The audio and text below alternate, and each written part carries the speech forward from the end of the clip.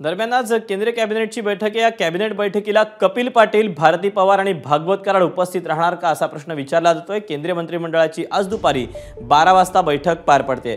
सध्याच्या मंत्रिमंडळाची ही आजची अखेरची बैठक असणार आहे।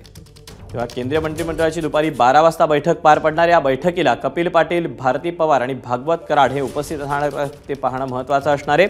भारती पवार आणि कपिल पाटील यांचा दारुण पराभव झालेला आहे, त्यामुळे आता स्वाभाविकच आजच्या या बैठकीसाठी त्यांची उपस्थिती ही अनेक अर्थांनी महत्त्वाची देखील ठरणार आहे। सध्याच्या मंत्रिमंडळाची ही अखेरची बैठक असणार आहे। केंद्रीय मंत्रिमंडळाची दुपारी 12 वाजता ही बैठक असेल।